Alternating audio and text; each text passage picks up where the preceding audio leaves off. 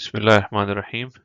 So the purpose of this video is to explain the current reality of the monetary system and explain how the funding and expenditure of a household differ from the funding and expenditure of a fiat currency issuer.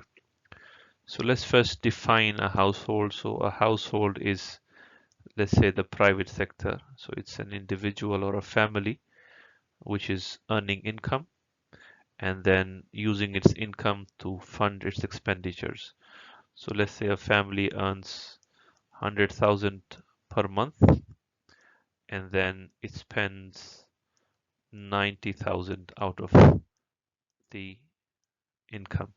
So that's a saving of $10,000.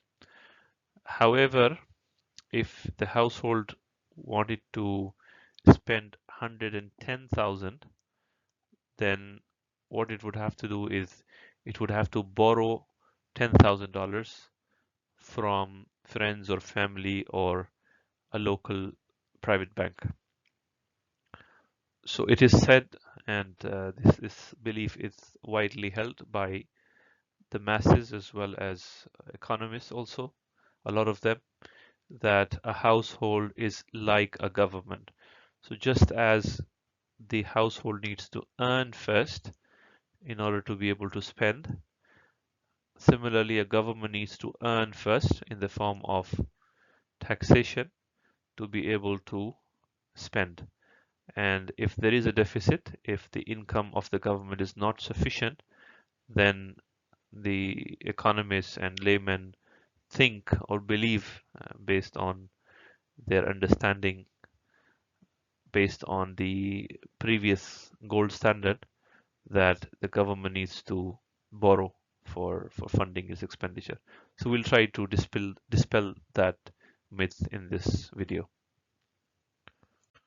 So as I said, the analogy that's used to explain the budget of the government is the household analogy, and this is very intuitive. So the explanation is that the government is like a household. So it's like a very intuitive and simple understanding that just like the household needs to earn or borrow before it could spend, similarly the government also needs to borrow or earn for its expenditure decisions. This was true until the governments were on the gold standard. However, since now the governments, a lot of them are issuing their own currency, i.e. they are fiat currency issuers, then this household budget analogy does not hold. So households have financial constraints. So as I mentioned, they need to first earn to be able to spend. So their spending could be funded through their income. Let's say a person has a job, so he makes income from his job, so he could use that income to spend, or he could use his savings, which is past income, or the unused portion of the past income. The person could sell his assets to spend, or it could borrow from a bank.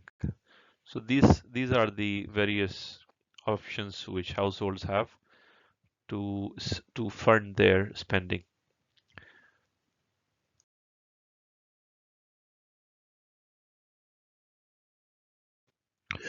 Now let's move on to how governments really spend. So up to 1971, the world was on a gold standard whereby the currencies were backed to the US dollars. They were pegged, and then the US dollar was pegged to the gold, was convertible into gold. So until 1971, we had a certain form of the gold standard where the governments had limitations on spending. So pre 1971, or in the gold standard, we can say that a household is like the government, i.e. the government needs to earn income or borrow before it can spend. However, after 1971, most of the currencies in the world are floating currencies, and the money is printed by the governments. So, i.e., we have moved to from a gold standard to a fiat standard where the governments can issue their own currencies. Now, today it's wrong to say that the governments are like the households, because unlike the households, the governments do not need to earn or borrow to be able to spend, because they are the monopolists. They have exclusive powers to print money and fund their expenditures.